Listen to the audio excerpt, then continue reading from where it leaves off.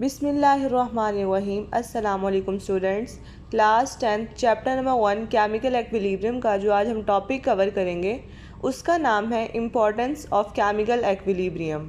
Equilibrium constant को हम Kc से डिनोट करते हैं। सबसे पहले मैं आपको बताती हूँ कि Kc होता क्या है, इसकी डेफिनेशन क्या है। Kc को हम एक बैलेंस्ड केमिकल इक्वेशन से डिराइव करते हैं। अगर आपको नहीं पता कि किस तरह से इसको डिराइव किया जाता है तो इस पर मैं एक पूरा वीडियो बना चुकी हूँ, डिस्क्रिप्शन में आपको उसका लिंक मिल जाएगा। जब भी हमारे पास एक बैलेंस्ड केमिकल इक्वेशन होती है तो उसका Kc लिखते हुए जो प्रोडक्ट्स उस केमिकल इक्वेशन में जो प्रोडक्ट्स हैं उसको हम ऊपर वाली साइड पे लिखते हैं और जो उसके रिएक्टेंट्स हैं वो नीचे आ जाते हैं और उनके साथ जो मोलर कंसनट्रेशंस होती हैं, जो जितने नंबर ऑफ मोल्स होते हैं, वो जब Kc लिख रहे होते हैं तो वो रेज़ टू पावर में इस तरह से ऊपर चले जाते हैं। ये जिस तरह मैंने सी, डी और ए, बी लिख के सर्कल करके मेंशन किया हुआ है। अब हम डेफिनेशन की तरफ चलते हैं। Kc को केमिकल एक्विलिब्रियम कांस्टेंट कहते हैं और इसके सामने जो रिएक्टेंट्स लिखे हुए हैं सी, डी, ए, बी और इनकी रेज़ टू पावर में जो मोलर कंसनट्रेशंस हैं छोटा सी, डी, ए, बी जो मैंने ब्लू कलर के सर्कल से मेंशन की हुई हैं, ये मोलर कंसनट्रेशन जो रेज़ टू पावर में है, अगर इनका प्रोडक्ट लिया जाए, प्रोडक्ट का मतलब यहाँ पे मल्टीप्लिकेशन है, मतलब इनको टोटल किया जाए तो ये डायरेक्टली प्रोपोर्शनल होती हैं rate of chemical reaction. Rate हमें पता है स्पीड को कहते हैं। रेट ऑफ केमिकल रिएक्शन का मतलब है किसी भी केमिकल रिएक्शन की स्पीड, कि वो केमिकल रिएक्शन की स्पीड से प्रोसीड करता है। अब हम टॉपिक पे आते हैं, इम्पॉर्टेंस ऑफ केमिकल एक्विलिब्रियम। सबसे पहले ये चीज़ बता दूँ, Kc हमेशा रिवर्सेबल रिएक्शंस पे एप्लीकेबल होता है। पहले इम्पॉर्टेंस है predicting direction of reaction. Kc हमें किसी भी रिएक्शन की डायरेक्शन के बारे में बताता है। यहाँ पे एक रिएक्शन दिया हुआ है हाइड्रोजन और आयोडीन का और ये एक रिवर्सेबल रिएक्शन है। रिवर्सेबल रिएक्शन में हमेशा फॉरवर्ड और रिवर्स रिएक्शन होते हैं। फॉरवर्ड रिएक्शन में हमारे पास reactants to product reaction proceed करता है और रिवर्स रिएक्शन में product to reactant reaction proceed करता है। यानी फॉरवर्ड रिएक्शन हमेशा लेफ़्ट टू राइट जाता है और रिवर्स रिएक्शन हमेशा राइट टू लेफ़्ट जाता है। जो इरिवर्सिबल रिएक्शन होता है वो सिर्फ एक डायरेक्शन की तरफ जाता है और जो रिवर्सिबल रिएक्शन होता है वो लेफ़्ट टू राइट और फिर राइट टू लेफ़्ट, इस तरह से ये एक फॉरवर्ड रिएक्शन होता है इसमें और एक रिवर्स रिएक्शन होता है। हमारे पास जो हाइड्रोजन आयोडाइड का रिएक्शन लिखा हुआ है, इसका सबसे पहले Kc निकालेंगे। Kc में क्या करते हैं, प्रोडक्ट्स को ऊपर लिखते हैं और रिएक्टेंट्स को नीचे, और जो मोलर कंसनट्रेशंस या एक्टिव मैसेज होते हैं उसको हम रेज़ टू पावर में लिख देते हैं। अब Kc की जो हमारे पास हाइड्रोजन आयोडाइड के केस में वैल्यू है वो 57.0 होती है एट 700 केल्विन और ये एक्विलिब्रियम पे हमें वैल्यू मिली है। यानी जब रिएक्टेंट्स और प्रोडक्ट्स हमारे पास सेम होंगे, एक्विलिब्रियम अचीव कर लेंगे हमारा एक रिएक्शन, तो तब हमारे पास जो Kc की वैल्यू होगी वो होगी 57। अब हम एक्विलिब्रियम को हटा देते हैं कि रिएक्टेंट्स और प्रोडक्ट्स एक जितने नहीं हैं, बल्कि एक रिएक्शन जब हमने स्टार्ट कर दिया तो हम कुछ टाइम के बाद देखते हैं कि हमारे पास Qc की वैल्यू कितनी है। तब हम Kc नहीं लिखेंगे।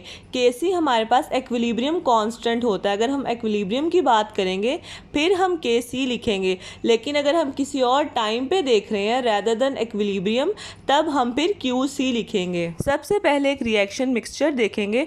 रिएक्शन मिक्सचर पूरा का पूरा रिएक्शंस होता है जिसमें हमारे पास रिएक्टेंट्स भी होते हैं और प्रोडक्ट्स भी होते हैं। ये पूरे रिएक्शन को हम कहते हैं कि एक रिएक्शन मिक्सचर है। एक रिएक्शन मिक्सचर है और कंसीडर करेंगे हमारे पास उसमें हाइड्रोजन की कंसंट्रेशन है 0.10 मोल डेसीमीटर पर क्यूब, आयोडीन की वैल्यू होगी 0.20 मोल पर डेसीमीटर क्यूब और हाइड्रोजन आयोडाइड की वैल्यू होगी 0.40 मोल डेसीमीटर पर क्यूब।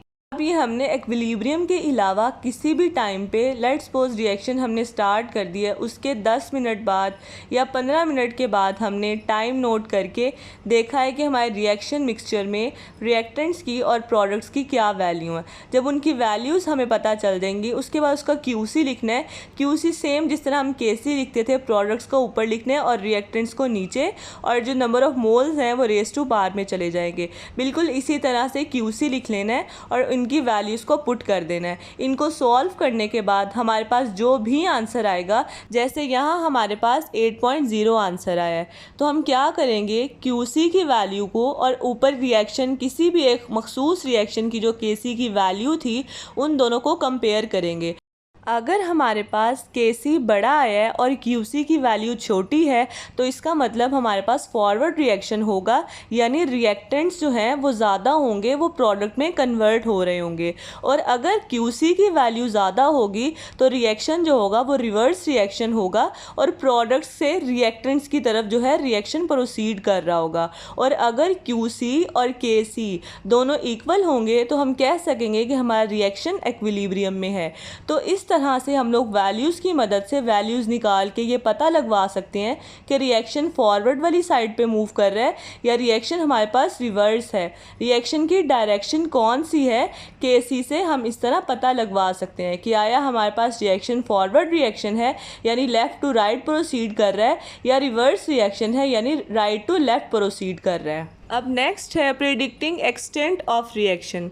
एक्सटेंट कहते हैं कि किस हद तक रिएक्शन जो है हमारे पास हो चुका है, यानी किस हद तक रिएक्टेंट्स जो हैं वो प्रोडक्ट में कन्वर्ट हो गए हैं। तो इसको देखने के लिए सबसे पहले हम एक रिएक्शन मिक्सचर लेंगे, यानी एक पूरा रिएक्शन लेंगे जिसमें यहाँ हमारे पास कार्बन मोनोऑक्साइड ऑक्सीजन जो है रिएक्ट करके कार्बन डाइऑक्साइड बना रहे हैं। ये एक रिएक्शन मिक्सचर है। इसकी हम लोग वैल्यू देखेंगे। कोई भी एक रिएक्शन होगा उसकी एक फिक्स्ड वैल्यू होती है, उसकी एक फिक्स्ड Kc वैल्यू होगी। अगर वो वैल्यू उसके साथ हमारे पास मल्टीप्लाई बाय 10 और रेस टू पावर में पॉजिटिव वैल्यू होगी, अगर तो इस तरह से हमारे पास केस होगा, इसका मतलब है कि Kc की लार्ज वैल्यू है। और अगर Kc की वैल्यू लार्ज है तो रिएक्टेंट्स और जो प्रोडक्ट्स हैं वो ऑलमोस्ट नेग्लिजिबल होंगे क्योंकि हमारा रिएक्शन कंप्लीट हो चुका हुआ होगा। आप बुक पे भी देख सकते हैं कि जो CO2 वाला हमारे पास रिएक्शन है इसमें Kc की वैल्यू है 2.2 multiply by 10 raise to power 22। तो वो जो 22 है अगर वो पॉजिटिव में होगा तो इसका मतलब है कि हमारे पास Kc की वैल्यू लार्ज है, और अगर Kc की वैल्यू लार्ज होगी तो रिएक्शन हमारे पास ऑलमोस्ट कंप्लीट हो चुका है। अब नेक्स्ट पॉसिबिलिटी हमारे पास है स्मॉल वैल्यू ऑफ K। सबसे पहले यहाँ पे अमोनिया का एक रिएक्शन दिया हुआ है। अमोनिया डिकम्पोज होकर नाइट्रोजन और हाइड्रोजन में कन्वर्ट हो जाता है। अब इस रिएक्शन की अगर हम Kc वैल्यू देखें तो वो है 3.0 multiply by 10 raise to power -9। कोई भी ऐसा रिएक्शन जिसकी Kc की वैल्यू 10 में जो रेस टू पावर है वो माइनस में आएगी तो इसका मतलब हमारे पास K की वैल्यू स्मॉल है। ऊपर हमने क्या देखा था जब लार्ज वैल्यू ऑफ Kc थी कि रिएक्टेंट्स और प्रोडक्ट्स जो हैं वो बहुत कम हो गए हैं, हमारा रिएक्शन कंप्लीट हो गया है। लेकिन इस केस में क्या होगा, रिएक्टेंट्स जो हैं वो प्रोडक्ट में कन्वर्ट हो रहे होंगे, यानी रिएक्टेंट्स अभी मौजूद होंगे, रिएक्टेंट्स प्रेजेंट होंगे और प्रोडक्ट की तादाद जो है वो बहुत कम होगी क्योंकि हमारे पास जब प्रोडक्ट अभी है ही नहीं है, अभी हमारे पास हैं ही रिएक्टेंट्स, तो वो जो रिएक्टेंट्स हैं वो कन्वर्ट हो रहे होंगे प्रोडक्ट के अंदर। अब लास्ट पॉसिबिलिटी है हमारे पास कि Kc की वैल्यू ना ही बहुत ज़्यादा हो और ना ही बहुत कम हो। लेट्स सपोज यहाँ पे एक रिएक्शन लिखा हुआ है, इसमें N2O4 कन्वर्ट हो रहा है 2NO2 में। अब इस रिएक्शन की जो Kc वैल्यू है वो हमारे पास है 0.211। अब यहाँ पे हमारे पास रेस टू पावर में कोई भी वैल्यू नहीं आ रही। जब इस तरह की Kc की वैल्यू होगी तो इसका मतलब है कि Kc की वैल्यू ना ही बहुत ज़्यादा है और ना ही बहुत कम है। इस सिचुएशन में हमारे पास क्या होता है कि जो रिएक्टेंट्स और प्रोडक्ट्स की अमाउंट होती है वो कंपेरेबल होती है इक्विलिब्रियम पे। हमारे पास एक इक्विलिब्रियम अचीव हो जाता है। कंपेरेबल इस तरह से होती है कि N2O4 जब डिकम्पोज होता है तो वो NO2 बना देता है और NO2 वापस कंबाइन होके N2O4 बना देता है। अगर हमारे पास Kc की वैल्यू ज़्यादा होगी, कम होगी या ना ज़्यादा होगी और ना ही कम होगी तो इससे हम बता सकते हैं कि हमारा रिएक्शन किस हद तक प्रोसीड हो चुका है। और जो पहले इंपॉर्टेंस थी उसमें Qc और Kc की वैल्यूज़ को कंपेयर करना है। इस तरह से हमें पता चल सकता है कि हमारा जो रिएक्शन है उसकी डायरेक्शन लेफ़्ट टू राइट है या राइट टू लेफ़्ट है, यानी हम डायरेक्शन बता सकते हैं और एक्सटेंट बता सकते हैं। तो ये था हमारा आज का लेक्चर। आई होप कि आपको सब समझ आ गया होगा, लेकिन अगर आपको कुछ समझ नहीं आया तो आप कमेंट करके मुझसे पूछ सकते हैं। वीडियो अच्छी लगी हो तो लाइक कीजिएगा, शेयर कीजिएगा और मेरे चैनल को सब्सक्राइब कीजिएगा।